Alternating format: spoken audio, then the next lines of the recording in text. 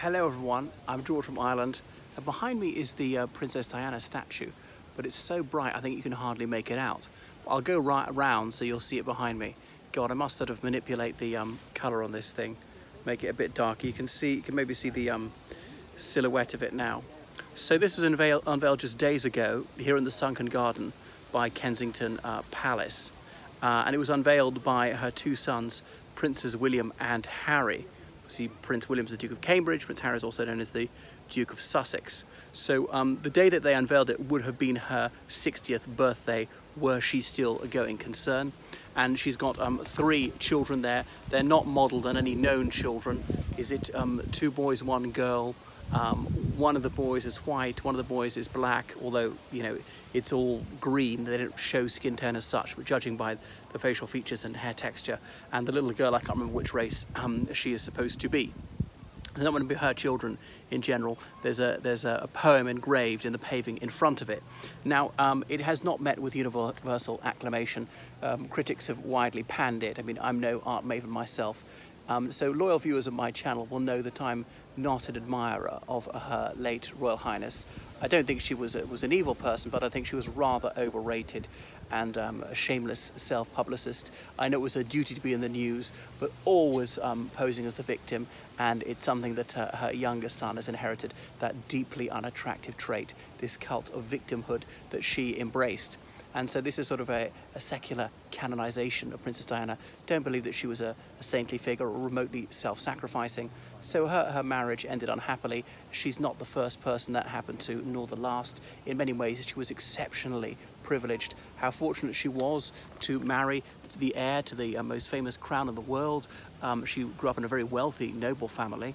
And after that, you know, she was due to be queen, had money that most people could only dream of, met some of the most underprivileged people in the world, met children who had been born with HIV, or people who'd had their limbs blown off by landmines, but she could only feel sorry for herself. So I thought that was really noisome. She lived in Kensington Palace, which I'll show you in a minute. And this is where she was living when she died, although she's obviously on a trip to Paris when she met with a nasty accident in that tunnel of Pont de l'Alma under the River Seine. So there it is, that's just part of it. Some of it's open to the public. You can see a cafe down there. This is why it's the Sunken Garden. So carry on around here. So Ian, is it Rank Broadley, was the artist who executed this work. It's fashioned from bronze. So it was in 2017, coming up to 20 years after her death, that they commissioned this statue. It's believed that her elder sister, Lady Sarah McCorquodale, was part of the committee which decided who to award the commission to. Anyway, so they thought it should be a tribute to the woman herself. So I could dislike her and still believe it was a fine work of art, but I don't think much of this oeuvre. At least it's got a standing in an informal pose. That at least is good. Apart from that, it's perhaps too conservative. That's the sort of thing that she rejected. She liked to be there with the movers and shakers, with artists, with singers, you know, George Michael, Elton John, various designers, Mario Testino.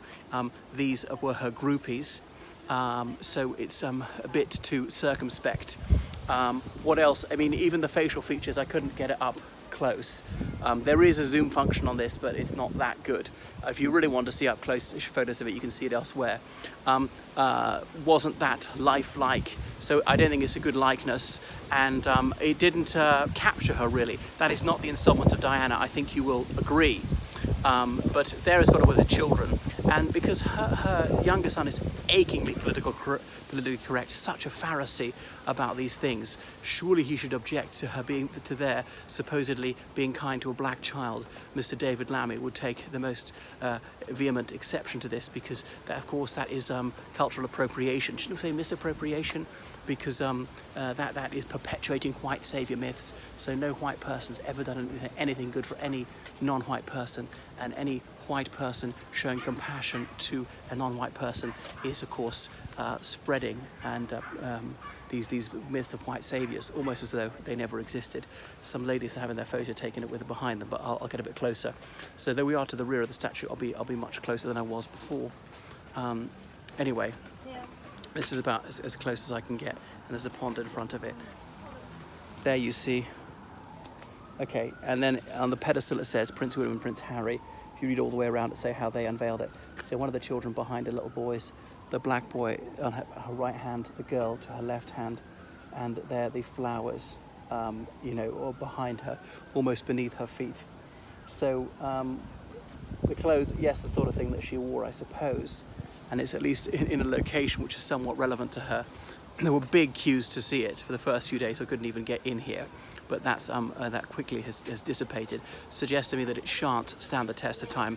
Admittedly, there are very few tourists around these days to see this work of art.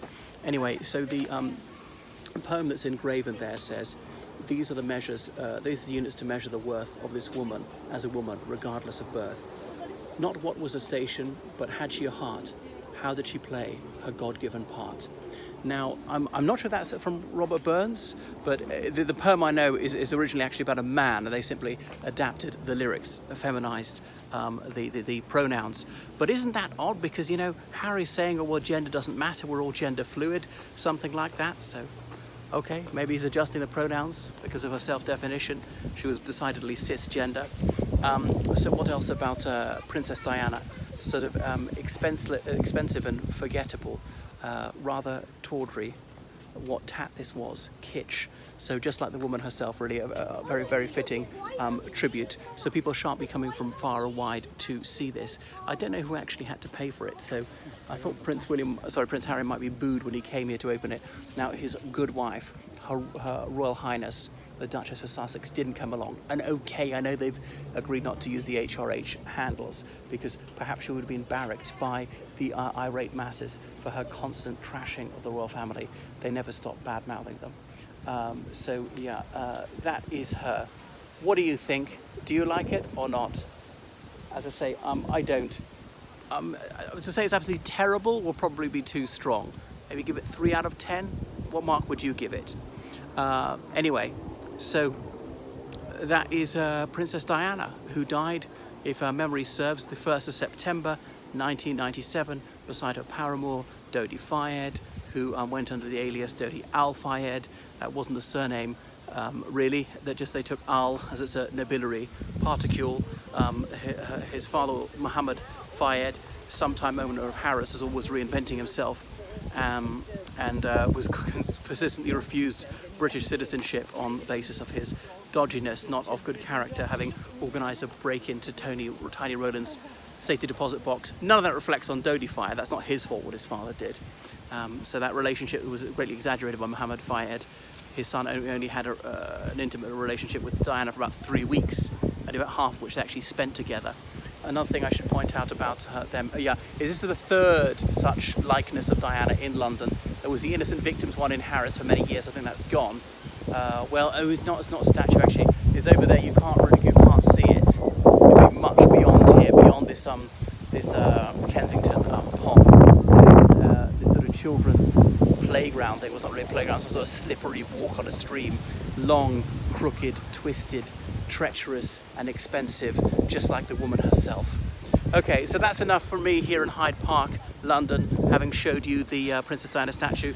Please donate it with the absolute greatest of liberality to me on PayPal, georgecallahan79@gmail.com. Toodaloo.